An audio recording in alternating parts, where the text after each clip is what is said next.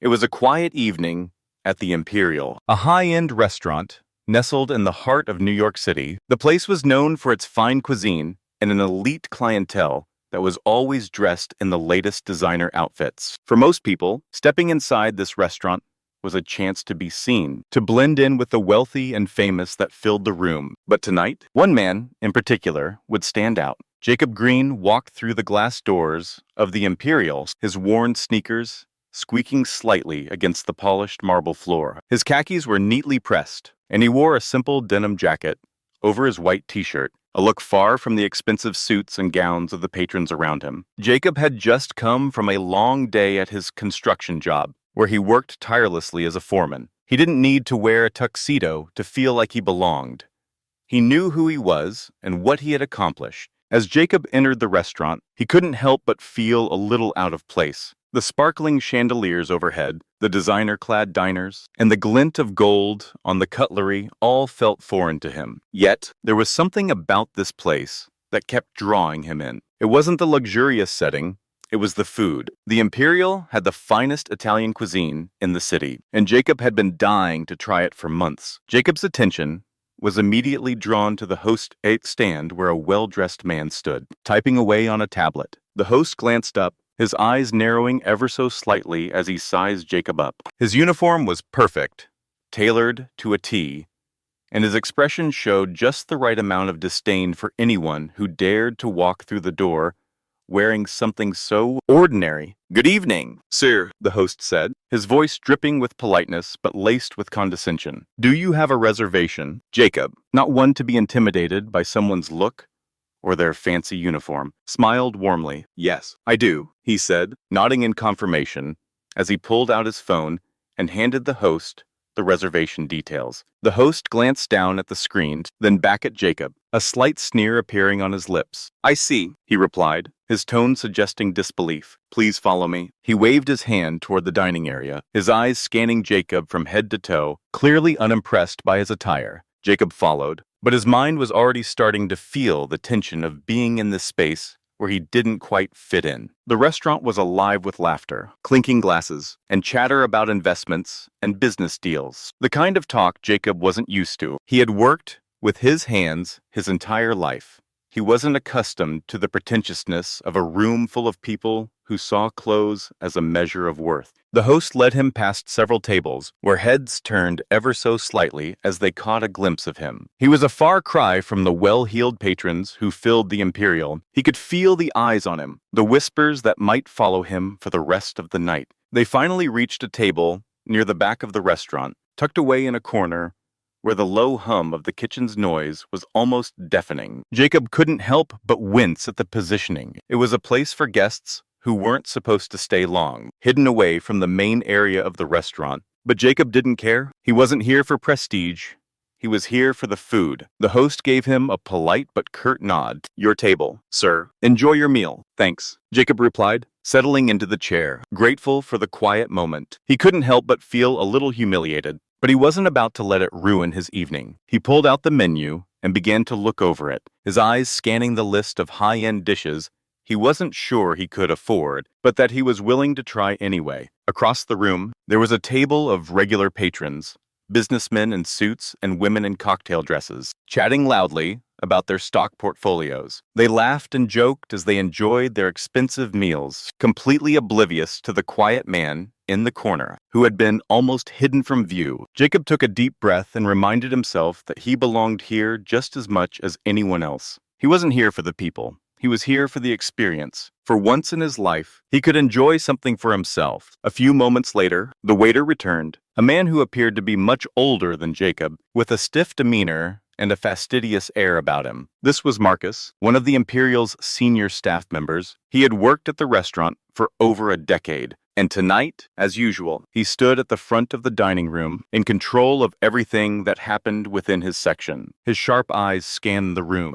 watching for any potential trouble or any guest who did not meet his expectations of what class should look like. When Marcus saw Jacob sitting alone at the corner table, dressed far less fancy than anyone else in the room, he scoffed inwardly. He couldn't help it. It was a gut reaction he had developed over the years, a way of subconsciously ranking everyone who entered the restaurant. Tonight, Jacob was nothing but another challenge for him to dismiss. He sauntered over to Jacob's table, his polished shoes clicking against the floor as he approached. His expression was one of practiced politeness, but there was an unmistakable edge to his voice. "Good evening, sir. I see you're dining with us tonight," Marcus said, as if surprised that someone like Jacob would choose to step into a place like the Imperial. Jacob didn't immediately respond, simply raising an eyebrow as he met Marcus's gaze. He wasn't sure where the conversation was going, but he could already feel that it wasn't going to be pleasant. Marcus, noticing Jacob's lack of response, leaned in slightly, lowering his voice just enough for Jacob to hear. "Just so you know, sir, we don't typically seat people like you in this area. You see, this is a fine dining restaurant, not a casual eatery." Jacob felt a pang of frustration rise within him. He had dealt with judgment his whole life, and tonight, of all nights, he didn't want to deal with it again. But he remained calm, not letting his emotions show. "I'm here for dinner," Jacob replied, his voice steady, but carrying an underlying challenge. Marcus smiled smugly. "Of course you are, but you might find our prices a little steep for someone with your attire," he said, his gaze moving slowly from Jacob's jeans to his boots. "A place like this caters to a specific kind of guest, someone with a little more refinement." Jacob could feel his patience beginning to thin, but he didn't let it show. "Refinement," he repeated. "Is that what you call it? You think class is about the clothes you wear?" Marcus's smile faltered for a moment. "Well, sir, it's about more than that. It's about the image you present. You can't just walk into a place like this in old boots and think you belong." Jacob's heart began to race, but he stayed calm. He wasn't about to let this man dictate his worth. "I belong here, just like anyone else," he said quietly, his voice carrying a weight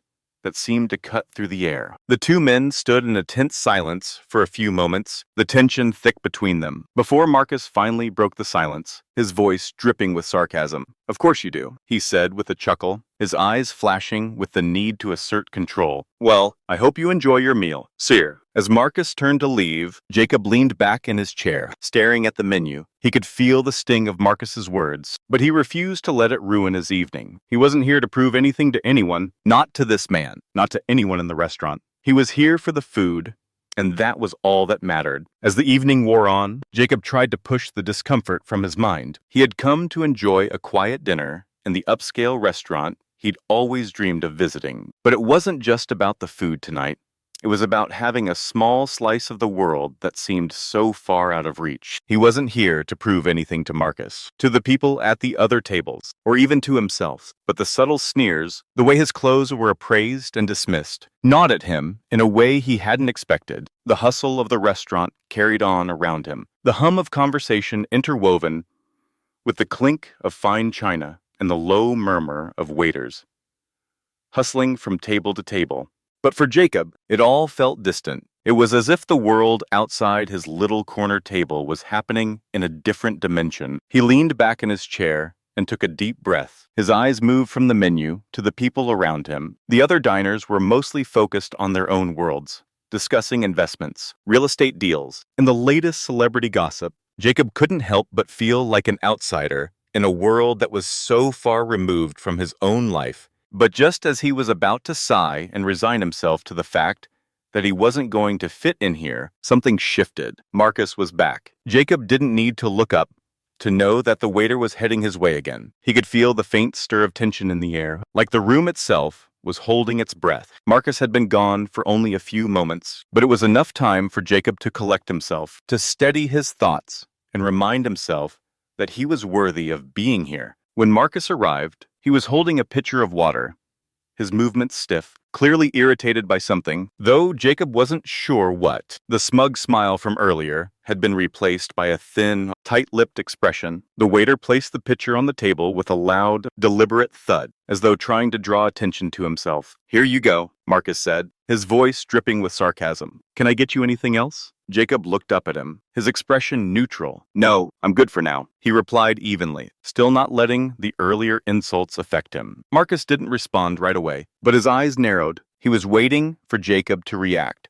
to say something that would let him win this small battle. But Jacob wasn't going to play along. The waiter stood there, his arms crossed over his chest, clearly trying to intimidate Jacob into backing down. You know, Marcus said, after a few long seconds, his voice taking on a mocking tone. Some people just don't know how to blend in. You might want to try fitting the part, or you'll never get the full experience here. Jacob's gaze didn't waver. I'm here for the food. Marcus, not to fit in, he said calmly, but I appreciate the suggestion. Marcus clenched his jaw, clearly frustrated by Jacob's indifference to his provocation. Well, you're welcome, he sneered, turning on his heel. Just don't expect us to roll out the red carpet for you. Jacob watched him walk away, his heart racing just slightly at the unfairness of it all. But he refused to let Marcus's words poison the evening. He reminded himself that tonight wasn't about anyone else. It was about him and the simple pleasure of enjoying a great meal. The night, however, had other plans. About an hour later, Jacob's patience was starting to wear thin. The constant murmur of conversation, the clinking of glass, and the din of cutlery against porcelain seemed to swell in volume with each passing minute. But what truly had his attention was Marcus, who was moving through the dining room with a growing sense of arrogance. His posture was rigid, his eyes scanning the room for anyone who might be an easy target. Jacob, ever the observer, noticed the subtle glances Marcus shot in his direction, as if trying to assess when, or if, he would finally leave. It was clear that Marcus was waiting for him to get uncomfortable, to feel like he didn't belong, and maybe for a second. Jacob did feel that way, but he wasn't about to let Marcus win. He wasn't going anywhere. At that moment, Jacob's phone buzzed. He checked it quickly. An alert from his colleague about an issue back at the construction site. As he read the message, his mind briefly shifted away from the restaurant, back to the world he knew. The world where hard work and sweat meant more than any designer jacket. But when Jacob looked up again, something unexpected happened. Marcus was walking toward him once more, his movements deliberate and slower than before. This time, there was a pitcher of ice water in his hands, and Jacob felt a chill spread through the air as he approached. Jacob frowned. Something wasn't right. The waiter reached the table, and without saying a word, tipped the pitcher over Jacob's lap. Cold water splashed across his thighs, soaking through his jeans. Jacob blinked in shock, the ice-cold liquid seeping into his clothes and pooling on the floor beneath him. There was a gasp from nearby tables, a mixture of surprise and discomfort rippling through the restaurant as the reality of what had just happened set in. Jacob sat frozen for a moment, processing the blatant act of disrespect. Marcus, with a fake smile plastered across his face, looked down at Jacob and said, "Oops, my bad. These things happen when we're busy serving real guests, I suppose." Jacob blinked, then slowly wiped the water from his lap with a napkin, his expression still unreadable. He didn't flinch, didn't react the way Marcus might have expected. Instead, he looked up at the waiter, his calmness a stark contrast to the tension building in the room. "No harm done," Jacob said, his voice low but steady. "But I'm starting to think this was more than just an accident." Marcus's face flushed a deep red, the facade of civility completely gone. "What do you mean?" he asked, his voice rising just enough to be heard by nearby patrons. Jacob looked at him, his gaze unwavering. "I'm starting to think you have a problem with people like me being here," he said, his words deliberately slow, carrying the weight of every unfair judgment Marcus had passed. Marcus opened his mouth, but no words came out. For a moment, the restaurant was still. The clinking of glasses stopped. The conversation paused, and even the waiters seemed to hold their breath. Keanu leaned back in his chair, hands resting on the table, and his gaze never faltered. "Are you suggesting I don't belong here?" Jacob's words cut through the silence, challenging Marcus to answer. Marcus's face tightened as his grip on the water pitcher grew firm, but he knew there was no escaping the confrontation. The tension hung in the air, a moment that would shift everything. The restaurant, once filled with its usual hum of polite conversation, was now thick with tension. Marcus stood there, his hands trembling slightly around the pitcher as his smugness crumbled into something darker, more desperate. Jacob remained seated, the soaked jeans, now nothing more than a nuisance. He refused to let define him. The scene that had unfolded was about more than a misplaced drink. It was a statement, one that Marcus couldn't ignore. "Are you done?" Jacob's voice was calm, but there was a sharpness to it now, one that cut through the stifling atmosphere of the room. Marcus flinched at the sound, as if it had sliced through his arrogance. His mouth opened and closed, as if searching for words that wouldn't come. He had underestimated Jacob in every possible way, but now he was beginning to understand the true weight of his mistake. Without another word, Jacob stood up, his movement slow but deliberate. He wasn't rushing, he wasn't flustered. The silence in the restaurant seemed to stretch longer as he made his way to the front of the room, where Marcus had stood moments before, leading him to a table he thought Jacob would flee from. Instead, Jacob was about to take back control in a way Marcus never saw coming. Richard, the restaurant manager, appeared at Jacob's side, his steps quick, his posture tense. He had been summoned by a few guests who were witnessing the public debacle. He looked from Jacob to Marcus, his eyes narrowing slightly as he processed what had just happened. "I'll handle this," Richard said quietly, his voice steady as he stepped closer to Marcus. But Marcus, still caught in his own misplaced sense of authority, wasn't having it. He turned to face the manager, his jaw set. "No," he snapped, his voice tight with irritation. "This is my section. I'll handle it." But there was a quiver in his tone now, a hint of uncertainty beneath the arrogance. Richard didn't back down. "You're done, Marcus," he said firmly, but with a professionalism that made the words hit harder than any reprimand could. "Mr. Reeves has made his request. You'll step aside." Marcus blinked, disbelief flashing in his eyes. The reality of what was happening was starting to sink in, but it was too late. Richard's words were a final verdict, one that Marcus could not dispute. Jacob turned toward Marcus, his posture straight and calm, his eyes locking onto the waiters. The challenge was still there in his gaze, but it was no longer filled with anger. It was the kind of calm confidence that made Marcus feel small, insignificant in the grand scheme of things. "Is it really about me not belonging here, Marcus?" Jacob asked again, his tone now tinged with quiet authority. Marcus opened his mouth, but again, no words came out. The smugness he had carried for so long had evaporated, replaced by a deep flush of humiliation. His gaze flicked to Richard, as if seeking a way out. But the manager stood firm, watching him closely, not about to allow him to escape this. Jacob turned back to Richard. "Thank you," he said quietly, though his gaze was still fixed on Marcus. The entire room seemed to hold its breath. Richard's face remained impassive, but his voice held a quiet respect. "Mr. Reeves, if you don't mind, I'd like to personally take care of your check." Jacob gave him a small nod, but then he turned back to Marcus, his eyes narrowing just a fraction. "No need for that, Richard," Jacob said, his voice cool but steady. "I'll take care of the bill, but there's something else I think Marcus needs to hear." The restaurant grew even quieter, if that was possible, as the surrounding guests continued to watch, some with wide eyes, others with a flicker of sympathy for Jacob, and some, like Victor and Elena, feeling the weight of their previous judgments. But it was Charles, the silver-haired businessman, who seemed the most captivated by the unfolding drama. His quiet approval was unmistakable, a silent nod to Jacob's calmness in the face of the man who had once tried to break him. "Marcus," Jacob said, his voice cutting through the thick tension, "you've made a mistake. But it's not just about the insult you tried to throw at me tonight. It's about what you've done to everyone you've judged in your life. Based on their appearance, their clothes, their status, this place may be full of wealth and power. But true wealth, true power, that comes from how we treat people, not how they look. And that's something you've yet to learn." The words landed with a quiet finality. Marcus, his fists clenched at his sides, stood frozen. For the first time that evening, he couldn't argue. Jacob had stripped him of his veneer of control with nothing more than the weight of his presence, the clarity of his conviction. Before Marcus could respond, Richard stepped forward, his posture stiff with authority. "Marcus," he said, his voice low but clear, "this behavior isn't acceptable. You'll be reassigned. We'll have a conversation tomorrow morning.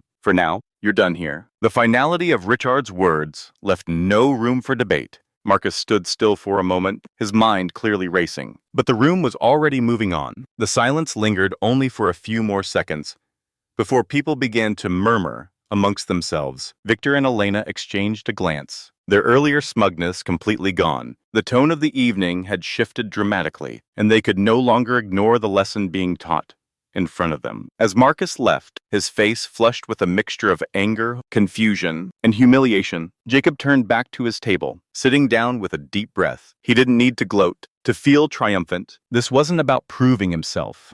It was about maintaining his dignity in the face of unnecessary cruelty. "Are you all right?" Charles asked quietly from across the room, his voice low but filled with understanding. Jacob looked up at him, his eyes meeting the older man's gaze. "I'm fine," Jacob said with a faint smile. "It's just a matter of standing your ground. You know, letting people like that see the real you." Charles nodded approvingly, a knowing smile tugging at his lips. "You handled it well? Not everyone would." As the night wore on, Jacob was no longer the invisible man in the room. He had made a statement that resonated with everyone present. The once tense atmosphere of Aurora slowly lifted, and the night's events became the talk of the evening. And in the midst of it all, Jacob's quiet confidence remained. For him, the lesson had been learned long before he ever set foot in the restaurant.